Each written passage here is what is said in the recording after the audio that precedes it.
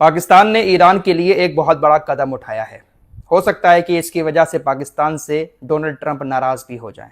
दरअसल आपको मालूम ही है कि अमेरिका ने समुद्र में ईरानी जहाजों की नाकेबंदी कर रखी है। ईरान का कोई भी तेल का जहाज ईरानी बंदरगाहों से तेल लेकर किसी भी देश नहीं पहुंच पा रहा है। कुछ ही जहाज निकल पाए हैं नाकेबंदी के बाद। यह ना सिर्फ तेल के टैंकरों की नाकेबंदी है, बल्कि हर उस जहाज की नाकेबंदी है जो ईरानी बंदरगाहों पर जा रहा है, चाहे फिर वो चाइना जैसे देशों से सामान लेकर आ रहा हो या किसी और देश से मदद लेकर ईरान पहुंचने वाले जहाज को अमेरिका की नाकेबंदी के तहत रोकना पड़ रहा है। अमेरिका हर जहाज को रोक रहा है। चाइना से बहुत ज्यादा माल ईरान की बंदरगाहों पर पहुंचता है, जो जरूरत का सामान होता है वो जहाज भी ईरानी बंदरगाहों पर चाइना से नहीं पहुंच पा रहे हैं। अब इसको लेकर ईरान ने अमेरिका की नाकेबंदी की वजह से जरूरत का सामान, अमेरिका की नाकेबंदी की वजह से ईरान के अंदर जरूरी सामान की दिक्कत शुरू हो चुकी है। अब इसी बीच पाकिस्तान ने अमेरिका की नाकेबंदी में सेंध लगाते हुए एक बड़ा फैसला लिया है। दरअसल पाकिस्तान की सरकार ने अब यह फैसला लिया है कि ईरान का जो माल चाइना से जहाजों के जरिए डायरेक्ट ईरानी बंदरगाहों पर पहुंच रहा था, अब वो नाकेबंदी की वजह से नहीं पहुंच पा रहा है।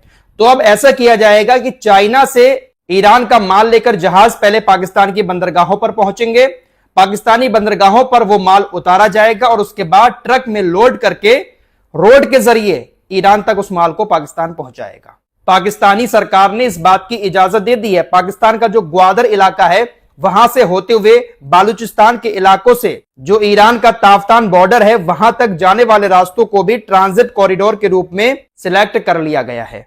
पाकिस्तानी सरकार ने 6 जमीनी रास्ते ईरान के लिए खोले हैं। उन 6 रास्तों से अलग अलग बंदरगाहों से सामान ईरान तक पहुंचाया जाएगा ट्रक के जरिए। पाकिस्तानी सरकार ने ये जो रोड के जरिए माल भेजने का फैसला लिया है, ये 25 अप्रैल से लागू हो चुका है। चाइना से ईरान के जहाज अब डायरेक्ट कराची पोर्ट पर पहुंचेंगे और वहां से उनको अनलोड किया जाएगा और उसके बाद ट्रक में लोड करके सड़क के जरिए 6 रास्तों की मदद से ईरान के तफ्तान बॉर्डर तक पहुंचाया जाएगा।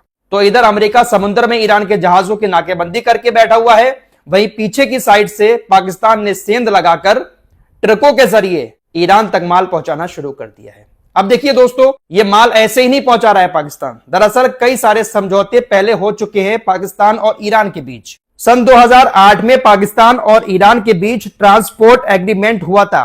उसके तहत ही इस माल को सड़क के जरिए पाकिस्तान ईरान तक पहुंचा रहा है। पाकिस्तानी सरकार ने भले ही कितने भी समझौते के तहत माल को भेजना शुरू कर दिया है ट्रकों के जरिए, लेकिन अमेरिका इससे नाखुश जरूर होगा।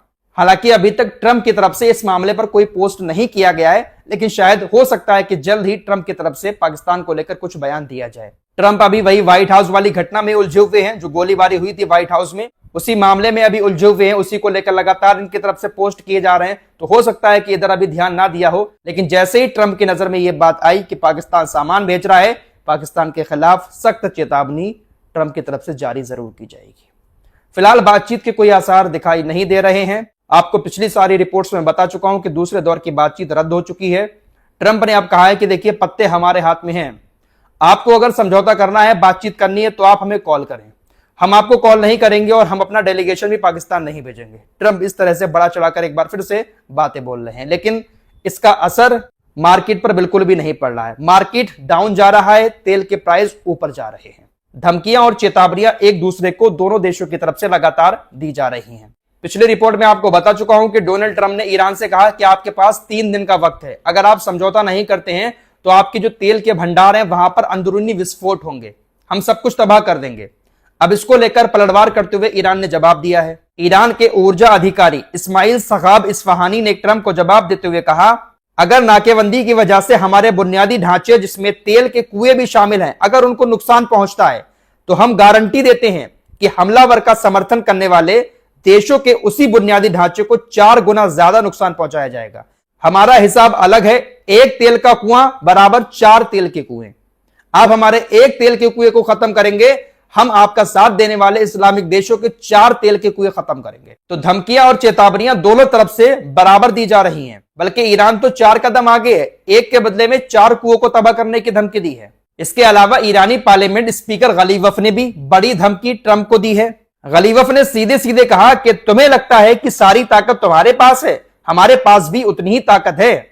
तुम अपने रणनीतिक पेट्रोलियम भंडार जारी कर सकते हो और तेल की मांग करके कीमतों को आर्टिफिशियल रूप से कम रखने की कोशिश कर सकते हो, लेकिन हम खाड़ी में पाइपलाइनें तोड़ सकते हैं और बाबल मंडप को बंद कर सकते हैं, जिससे गर्मी के मौसम में गैस की मांग बढ़ने के साथ ही संकट पैदा हो जाएगा। ईरान पीछे नहीं हट रहा है।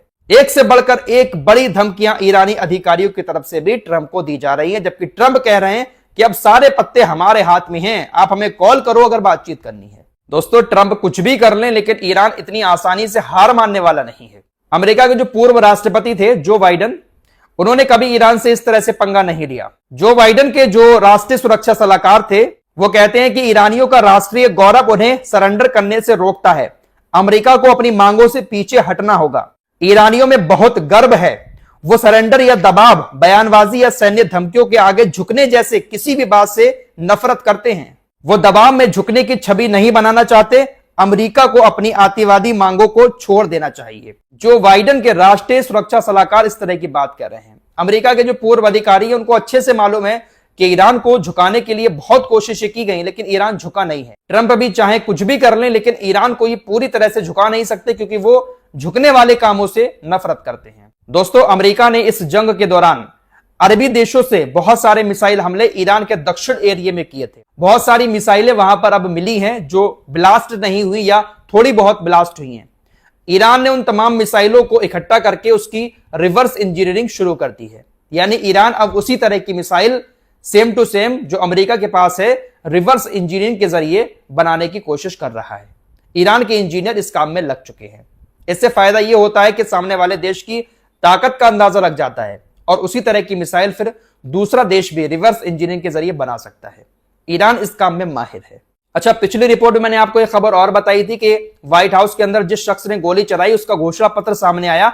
उसने कहा कि मैं इन बलात्कारियों को, जो यौन अपराध करते हैं, बच्चियों के साथ बलात्कार करते हैं, इनको यहां पर नहीं रहने दे सकता। इशारा डोनाल्ड ट्रंप की तरफ था। एपस्टीन वाला जो मामला था उसी को लेकर उसका घोषणा पत्र सामने आया। इसी के तहत उसने कहा कि मैंने गोलीबारी चलाई और यह भी कहा कि मैं ईरान का समर्थक नहीं हूं और ना ही ईरान का एजेंट हूं। फिलहाल अब इसी मामले को लेकर जब पत्रकार ने डोनाल्ड ट्रंप से पूछा कि जिस शख्स ने गोली चलाई थी व्हाइट हाउस में, वो तो आपको बलात्कारी बता रहा है, यौन अपराधी बता रहा है, तो इस पर ट्रंप चिढ़कर कहते हैं, मैं बलात्कारी नहीं हूं, मैंने किसी का बलात्कार नहीं किया, मैं बाल यौन शोषण करने वाला भी नहीं हूं। बहुत गुस्से से सामने वाली जो रिपोर्टर थी उसको डोनाल्ड ट्रंप ने जवाब दिया है। भाई कुछ भी कहो, लेकिन अमेरिका के जो पत्रकार हैं, भले ही वो अपने देश की बड़ाई करते हैं, लेकिन जो नेता होते हैं उनसे सवाल पूछने से डरते नहीं हैं। हमारे यहां वाले तो यही कहते हैं, आप मैंगो कैसे खाते हो, काट कर या चूस कर, आप थकते क्यों नहीं हो। इस तरह के सवाल अमेरिका के रिपोर्टर अमेरिका के प्रेसिडेंट से नहीं पूछते हैं, बल्कि साफ पूछ लिया कि आपको तो वो बलात्कारी बता रहा था, यौन अपराधी बता रहा था, इस पर आपका क्या कहना है। ओफो, इतना बड़ा सवाल। हिम्मत है हमारे देश की मीडिया में कि किसी भी नेता से इस तरह का सवाल पूछ सके। बड़े नेता की बात छोड़िए, छोटे नेता से भी हमारे देश का मीडिया इस तरह के सवाल नहीं पूछ सकता। अगर कोई आरोप लगे हैं किसी नेता के ऊपर, बहुत सारे नेता हैं जिसके ऊपर इस तरह के हमारे देश के अंदर भी आरोप लगे हैं, लेकिन मीडिया साइलेंट रहता है। दोस्तों, इजराइल के अंदर एक रिपोर्ट पेश की गई, जिस रिपोर्ट में यह दावा किया गया, टाइम्स ऑफ इजराइल की रिपोर्ट आपकी स्क्रीन पर लगा रहा हूं, इसमें यह लिखा गया है कि देखिए कि इजराइल जो इंटरसेप्टर मिसाइलें बना रहा है, इजराइल एक इंटरसेप्टर मिसाइल बनाता है, उसके बदले में ईरान 10 मिसाइलें बनाकर तैयार कर लेता है। एवरेज जो निकाला गया रिपोर्ट्स के मुताबिक, एक सर्वे किया गया जिसमें यह कहा गया कि हम एक इंटरसेप्टर मिसाइल बनाते हैं, उतने ही टाइम में ईरान 10 बैलिस्टिक मिसाइल बनाकर तैयार कर देता है। अगर 10 मिसाइलें ईरान एक साथ छोड़ेगा तो एक इंटरसेप्टर मिसाइल उसको थोड़ी ना रोक पाएगी। जो इंटरसेप्टर मिसाइल इजराइल के अंदर ही बनाई जाती है, इंटरसेप्टर मिसाइल यानी जो ईरान की मिसाइलें आती हैं सामने से, उसको मारने वाली मिसाइल को इंटरसेप्टर मिसाइल कहते हैं, वो एक बनाई जाती है और ईरान 10 मिसाइलें हमला करने वाली बनाकर तैयार कर देता है। ये खुद इजराइल के अंदर रिपोर्ट सामने आई है। तो कह सकते हैं कि ईरान 10 कदम आगे चल रहा है। बड़ी बड़ी ताकतों को किस तरह से अपने आगे घुटने टेंगने पर मजबूर कर रहा है, अपनी शर्तों के साथ आप सभी लोग देख रहे हैं। इस रिपोर्ट में इतना ही, कुछ और खबरों के साथ फिर हाजिर होंगे। अपना ख्याल रखिएगा। अल्लाह हाफिज।